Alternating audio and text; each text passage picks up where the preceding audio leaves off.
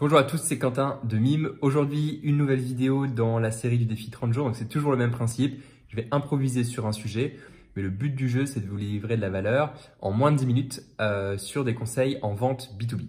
Alors aujourd'hui, je vais vous aider à identifier les 5 types de décisionnaires dans une décision d'achat. Pourquoi chacun peut avoir un vrai poids dans la balance? Quelles questions est-ce qu'on peut poser aux différentes personnes pour comprendre leur place dans la décision d'achat? Et finalement, on va voir ensemble comment on peut aider chacun de ces décideurs à faire les bons choix, les aider à naviguer et les aider à nous choisir dans leur décision d'achat. Le premier type de décideur qu'il faut savoir identifier, c'est le décideur business, c'est le plus connu, c'est celui qui peut débloquer du budget, qui a une vision des choses très macro, qui va avoir du recul et qui sent si une solution peut aider ou pas à avancer, à obtenir des résultats, à avoir du ROI. C'est souvent celui qui est le plus simple à identifier.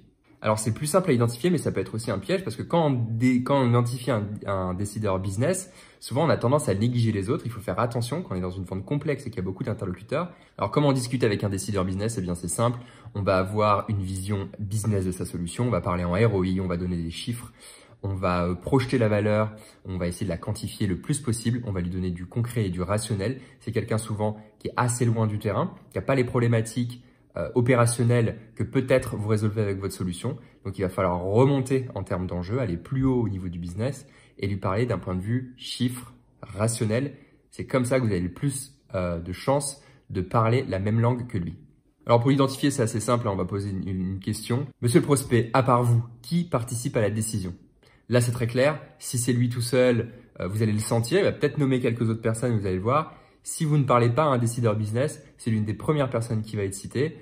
C'est aussi ce qu'on entend parfois comme on dit il faut qu'on en parle avec notre directeur, c'est lui qui va trancher, par exemple. C'est comme ça qu'on peut identifier un décideur business. Le deuxième type de rôle qui est important de repérer, c'est le rôle d'approbateur. Même si le décideur business, il peut débloquer des budgets et il peut prendre des décisions, parfois, surtout dans les grands groupes, derrière, il y a un approbateur. C'est souvent d'ailleurs les achats qui vont apposer leur signature.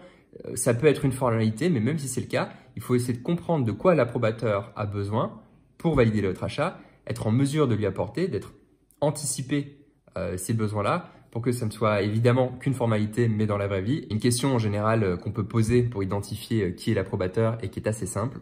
Monsieur le prospect, y a-t-il quelqu'un qui intervient en fin de processus et dont la validation est nécessaire pour signer l'achat? La clé avec un approbateur, un signataire, c'est de comprendre très tôt quels sont ses critères de validation, de quoi il a besoin et de lui apporter. C'est simplement ça. Comme je l'ai dit, c'est souvent des gens qui sont oubliés dans les décisions d'achat. Quand vous tenez compte d'eux, ça facilite beaucoup les choses et vous ne devriez pas avoir de problème pour obtenir ces informations. Alors vous allez me dire, mais c'est pas toujours possible de parler à tous les types d'interlocuteurs dans une décision d'achat. Parfois, on n'en a pas autant. C'est vrai. Ce que je vous donne aujourd'hui, ça va aller jusqu'aux cas les plus complexes. Parfois, il y en aura 2, parfois, il y en aura que 3. C'est pas parce que vous parlez pas à tout le monde que ces gens n'ont pas d'influence. Il va falloir y penser. Et il y a une question à se poser, seul ou en équipe, c'est est-ce que dans mon processus, j'ai prévu les bonnes informations pour tous ces types de décideurs à qui je ne vais pas forcément discuter, mais avec qui des informations vont arriver et qui vont participer à cette décision. Ça, c'est très important. Parce que si vous parlez directement au décideur business, il va vouloir parfois tout faire, pas vous donner accès à tout le monde. C'est une grande classique, il n'y a pas de technique magique pour parler à tout le monde. Là, il va falloir composer avec ça. Et parfois, c'est l'envoi de documents, la demande de transfert, des choses comme ça qui peuvent vous permettre de le faire. Donc quand même, bien connaître ces décideurs et leurs différents rôles, c'est très important parce que ça va vous permettre de vous poser les bonnes questions. Alors, le troisième type de décideur, il est connu aussi, c'est l'évaluateur, l'expert, la personne du terrain. C'est celui qui concrètement va utiliser la solution au quotidien. Donc lui, il a une expertise très forte de son métier. Il va observer l'outil sous tous ses angles, il va sans doute vouloir l'essayer, il va émettre un avis dessus et il va sentir si ça peut l'aider vraiment ou pas au quotidien. Alors l'évaluateur, on va lui demander qu'est-ce qui compte pour vous dans la décision de s'occuper de tel ou tel outil? Qu'est-ce qui est le plus important pour vous? Quelle est votre priorité? On va essayer de comprendre et de lui apporter ces solutions. S'il a des objections sur la capacité de l'outil à résoudre ces problèmes, il faut savoir y répondre vite pour pouvoir lui donner des éléments de réassurance, pour pouvoir le rassurer dans le choix qu'il est en train de faire. Parce que comme dans tout choix, il y a un risque et on a tendance à surévaluer les risques. C'est ce que font les prospects. Vous, votre travail, c'est de faire l'inverse, apporter des éléments de réassurance pour mettre le prospect en situation de confiance. Alors, le quatrième profil de décideur, c'est le profil de champion. Vous le connaissez aussi. Là, l'idée, c'est d'avoir quelqu'un avec vous qui est fan de votre solution, qui a envie qu'elle s'installe, qui a envie que ça arrive dans l'entreprise. Il va vous apporter des informations, il va être ouvert, il va faciliter la discussion, il va vous guider sur les différents enjeux dans la prise de décision, mais aussi pour l'équipe. Et ça va être un super allié pour vendre. Là, ici, il faut faire attention. Parfois, le champion, il s'impose de lui-même. C'est évident. En tant que commercial, on n'a rien eu à faire pour entrer en contact avec lui et comprendre que c'est le champion. Mais parfois, il n'est pas là.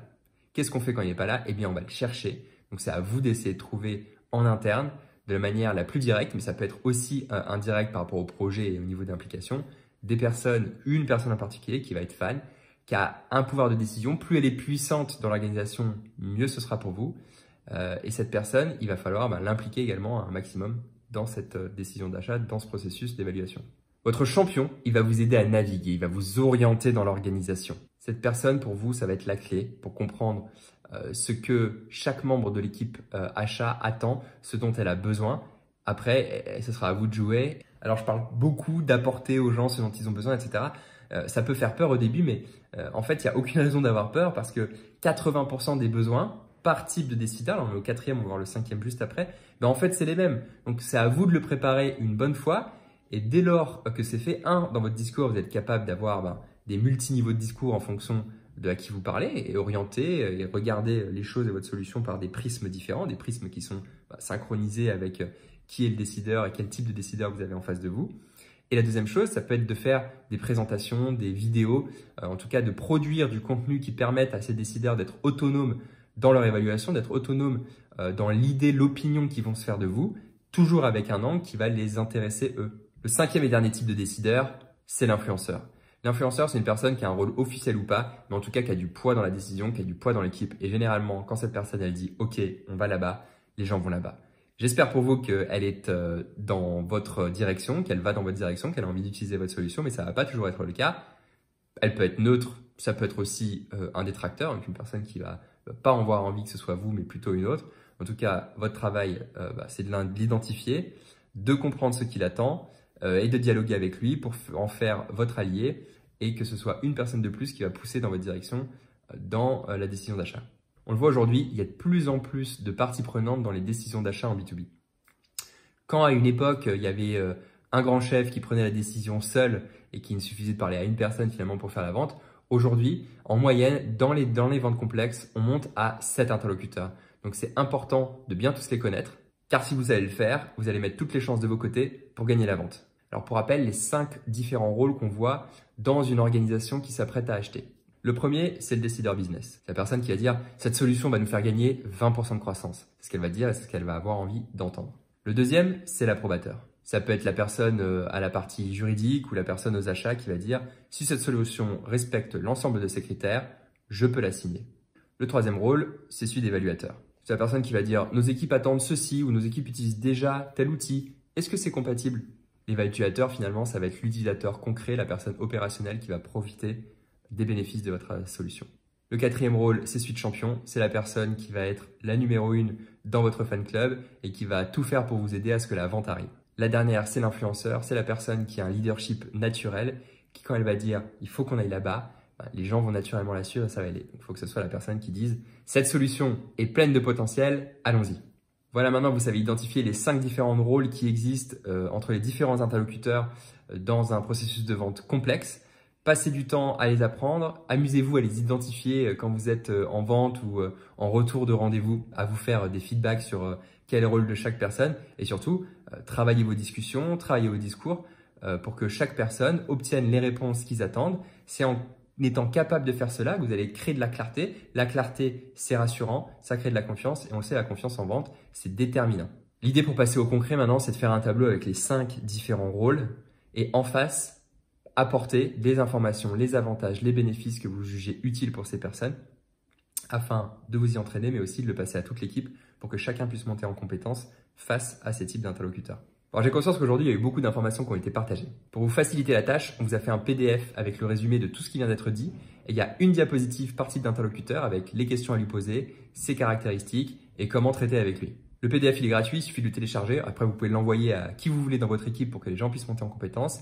J'espère que ça vous a aidé. Je vous dis bonne journée, bonne vente et à bientôt.